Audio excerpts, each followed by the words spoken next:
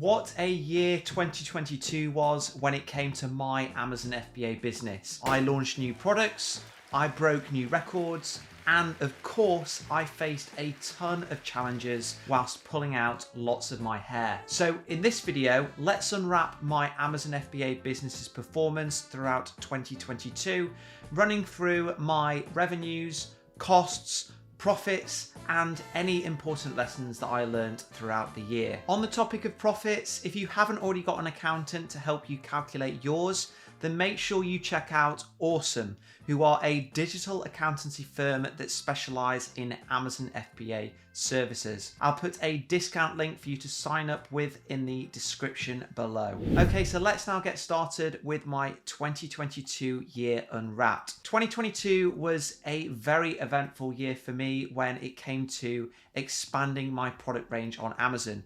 In total, I launched 11 new products under one of my existing brands, 6 of which were designed between me and my supplier.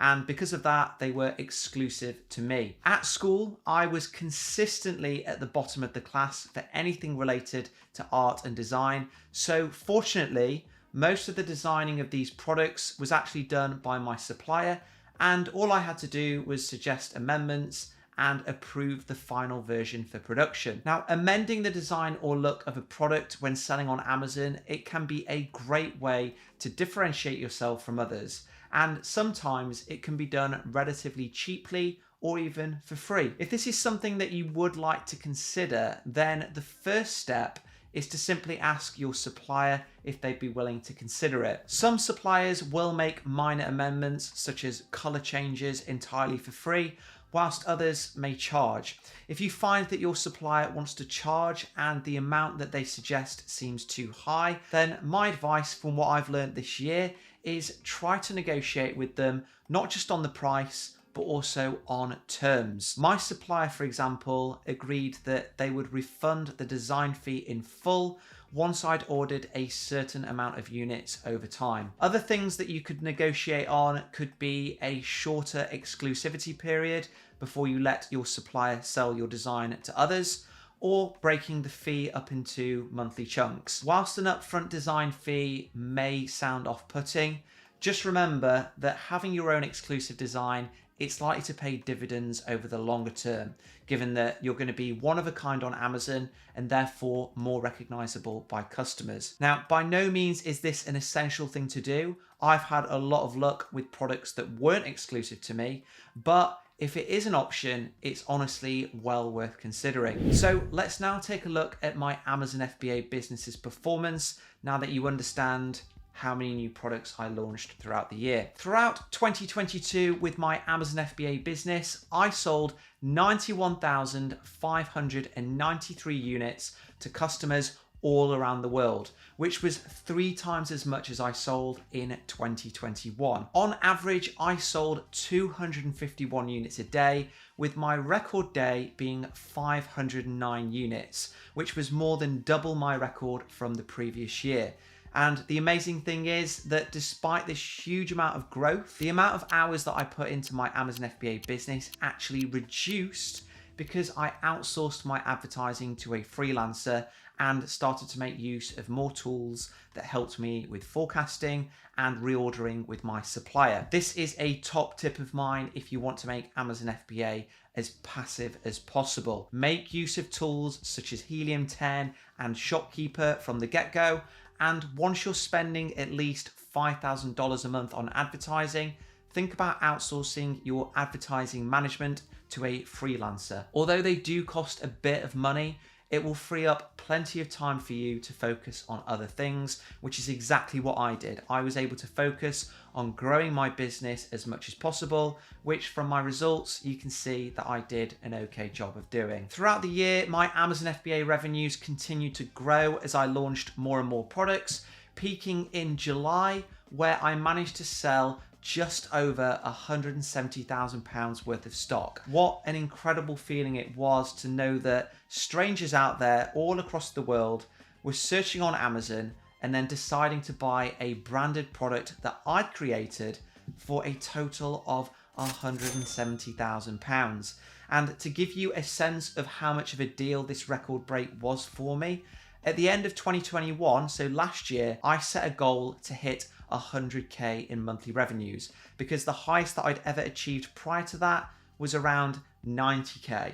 So to nearly double my previous best without really doing anything special, just rinsing and repeating my existing strategy, was an amazing achievement to get. By the end of 2022, my Amazon FBA business was officially in the 7-figure club, generating a total of 1.2 million in net revenues, which I don't think is bad for a business that I started with an initial £3,500 investment just 4 years ago. Because I run an FBA business that sells on Amazon, of course I have to pay Jeff Bezos his fees. Now, Amazon predominantly charges 2 types of fees to its sellers every time they make a sale. The first is the referral fee, which is effectively Amazon's commission for each sale that you make.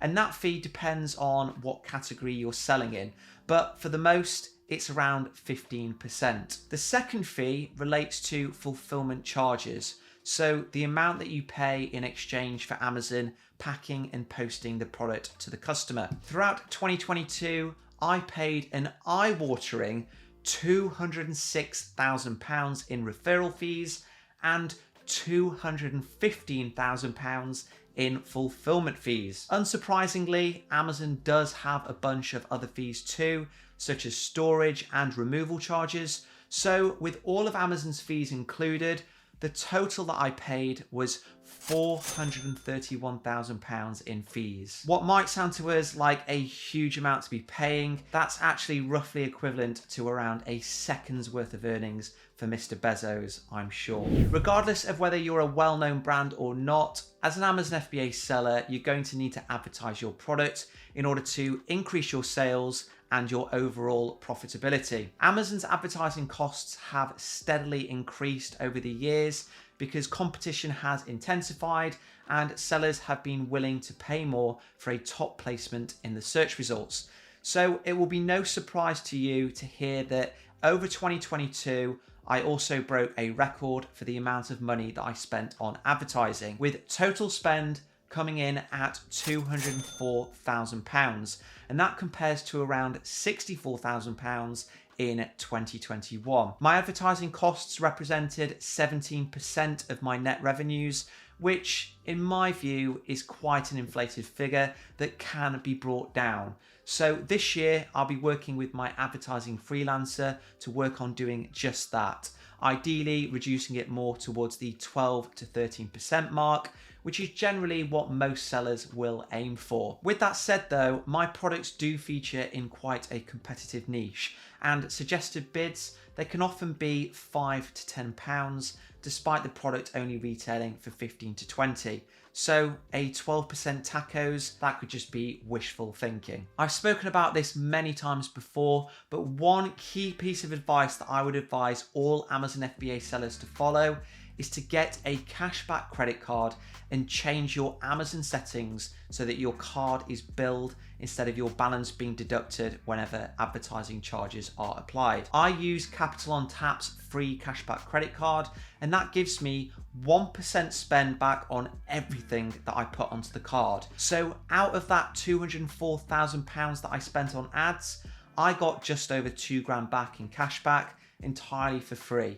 It's well worth doing. When running an Amazon FBA business, apart from Amazon's costs, the only other major costs that you'll need to consider are stock costs. Over 2022, I sold 91,593 units to customers, and that cost me £371,000 to manufacture and then ship to an Amazon fulfillment center. Whilst that figure is a pretty sizable investment that might seem unachievable to you now, just remember that I have been doing this for 4 years, and it's something that I'm able to afford to do because I've consistently reinvested my profits over and over. I started Amazon FBA with a £3,500 investment. So if you guys have £2,000 to £3,000 to invest in your business, then Amazon FBA can absolutely work for you too. This year, one key event that I experienced the brunt of was fluctuations in the exchange rate. Thanks to numerous events such as the Ukraine-Russian war, high levels of inflation, political instability, and so much more, the pound, it took an absolute hammering versus the dollar, which at one point led to my stock costs increasing by 23%. Because of the fact that I purchase all of my stock in dollars, and Amazon customers can often be very price sensitive, particularly in this climate, I had to absorb this increase in cost, which ultimately impacted my profits. Although the pound has since recovered a little bit against the dollar since Liz Truss decided to trash the economy, it's still 9% down where it was this time last year. So I'll be keeping my fingers and toes crossed that it continues to improve so that my profit margins can be restored. Speaking of profits, as we've now run through the majority of my costs, let's talk about the most important number that everybody cares about.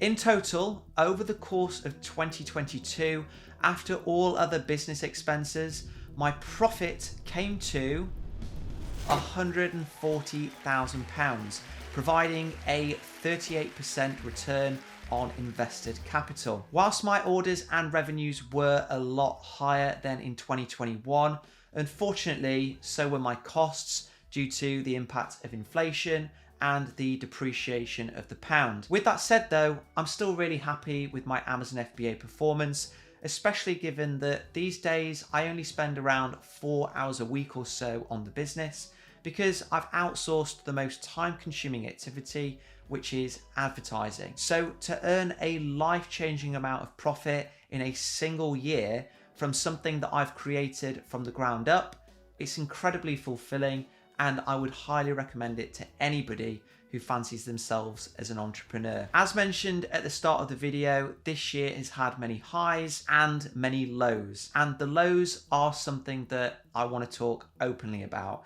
because whilst it might seem that my business runs smoothly and I never face challenges, let me tell you, that is not the case. Over the course of this year, I've had listings removed by Amazon.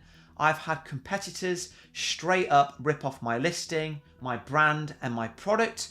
And worst of all, I've had numerous suppliers, multiple suppliers, sending in products with the wrong barcode, which, to cut a long story short, meant that my wife and I had to remove over 10,000 units from Amazon's fulfillment centers and my storage units, remove them back to my house, and over the course of a few months, relabel them and then send them back in. So if you're facing challenges or things aren't going how you expected them to go, just know that it's all part of being an entrepreneur. And what's most important is that if you show determination, resilience, and that you're a problem solver, that you understand that things will get resolved and you and your business will prevail, just like mine has. So that is my 2022 year unwrapped. It has been an incredibly fun and rewarding year of growth that's also brought with it lots of challenges and learning opportunities. So I hope that 2023 brings even more of the same, probably not as much relabeling as I've done over the course of 2022, but hopefully lots and lots of growth. Already it's gotten off to a good start with January's revenues surpassing December's, which is completely odd given that January is typically a quiet month. But hey, I'm not complaining. I hope that you enjoyed this update and it's given you guys the encouragement to get started with Amazon FBA. There is still plenty of opportunity and reward on the table. So if you'd like to come on board and have me as your mentor and your guide, check out the Smashers Academy link in the description below. Make sure that you subscribe to the channel so that you don't miss out on any future profit updates or any other Amazon FBA tips and tricks. And I will see you guys next time.